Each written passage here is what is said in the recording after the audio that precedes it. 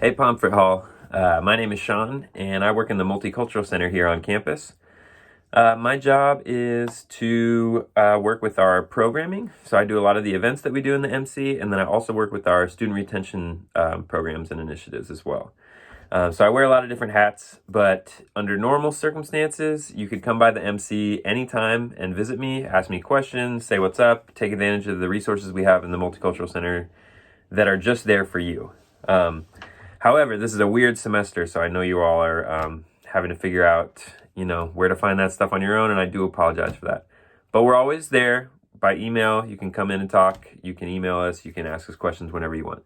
Anyways, tonight, in light of your event and the tie-dyeing that you all are doing, I'm going to run through a little exercise, and we're going to look a little bit at identities and perspectives. So to start us off, I've got a blank piece of paper here, and you can go ahead and follow along with me if you have paper and pen with you, or you can try this some other time on your own, but it's a really valuable exercise that helps you kind of put things in perspective. So the first thing I'm going to do is I'm going to draw a circle on the left side of my paper. And in that circle, I'm going to write down a bunch of words that other people would use to describe me if they just saw me. So as soon as you started watching this video, your brain already made a number of decisions about me without knowing anything about me. And that's fine. That's okay. That's how brains work. We naturally are built to just, determine what we're looking at. So I can promise you that the first things that your brain said about me, most likely, were white. You would have described me as white. Male. Probably you would have aged me somewhere in the 30s, and you would have been correct. You probably would have noticed that I have a beard. You would have noticed that I'm wearing glasses.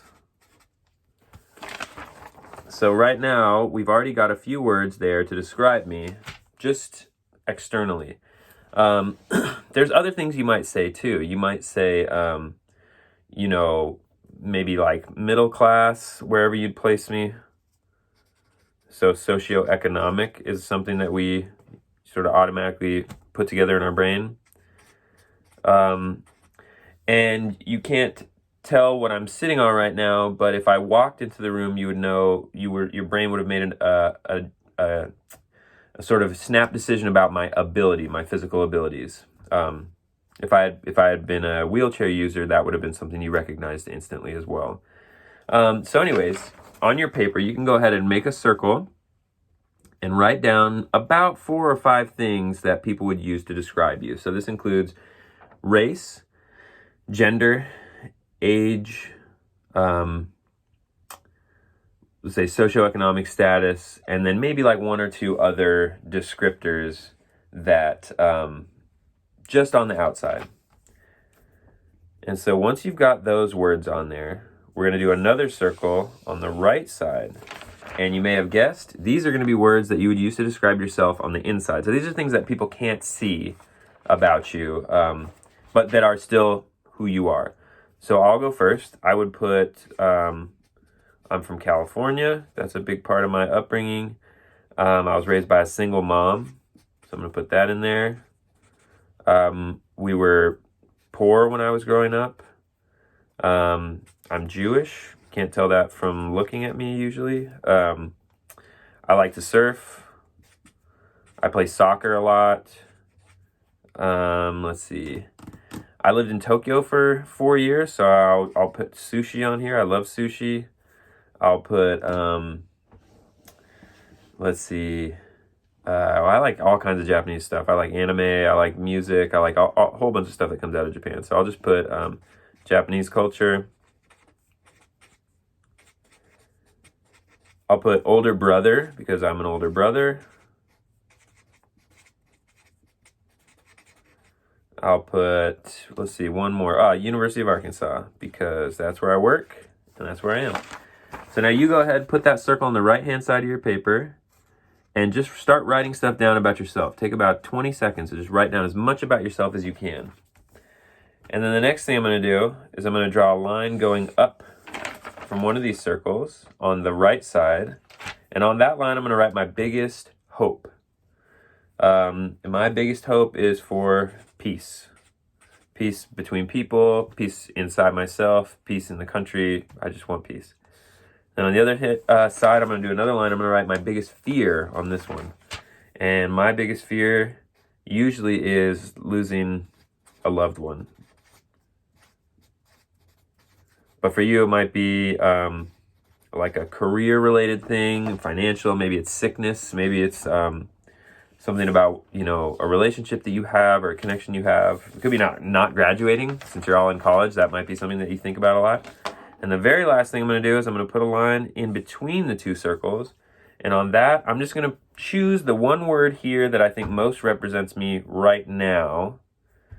And for that, I'm going to pick California because it is cold outside and I do not like cold weather. I did not grow up with it. I'm a total weenie when it comes to like actual seasons.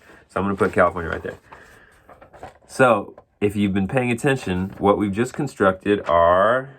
That's right, a pair of glasses. Why is this a pair of glasses? Because all of these words make up how you see the world. Even the words that describe how other people see you. Because when I walk into a room, people treat me based on these words, because that's what they see, and that's how they then start to think about me. For someone who has different words in this circle, for someone who it doesn't say white, it doesn't say male, it doesn't say 30s, it doesn't say beard, glasses, or middle class, they're going to experience the same space that I enter totally differently because the people who see them are going to treat them totally differently. They also are going to have a lot of differences here, and that's going to shape everything that they have. Now, if I were to write down all of your words in the blank space outside of my glasses, also known as a blind spot, I would fill my paper completely. In fact, I would probably go past my paper with all these other words because I haven't lived your lives and I haven't had the same experiences as y'all. You will have had a whole lifetime's worth of different things that I don't understand and I haven't lived through. And so I can't really know what your world looks like because I don't wear your lenses. I wear these lenses, and that's the only way I can see the world. If I were to fill a paper with all of the words that are in y'all's lenses, it would be huge, right? And now if I were to take everyone at the U of A and put all of their words on the same piece of paper, that paper is going to be massive. Now let's expand that to the state. How big is that paper? Expand that to the country. How big is that paper? What you get is not only a massive, impossibly large piece of paper, it also starts to make your lenses look very, very small. Because I can only see the world through my own experiences and through the way that people treat me, which are both very tiny, tiny portions of all the possible perceptions that people have all over the world, right? So the point of this exercise is to get us to start thinking about how, while my lenses are valid, all of your lenses are valid, everyone's lenses are, it's a valid way to view the world. And it's the only way you can do it because that's who you are, that's how you grew up. But it's not the only way.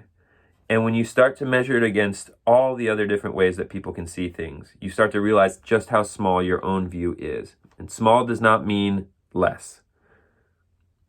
In some contexts, mathematically it does. But in this context, there's nothing you can do about it. You have your lenses and that's it. It doesn't mean that they're like less valuable lenses. It just means that that's all you've got.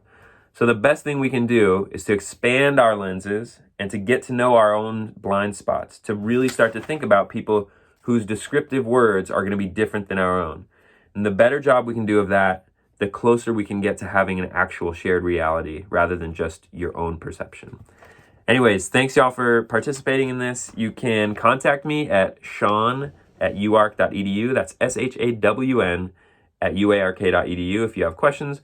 Or hit me up anytime just to get in touch, see how you can get involved in the MC or anything like that. Hope you guys had fun and learned something, and take care.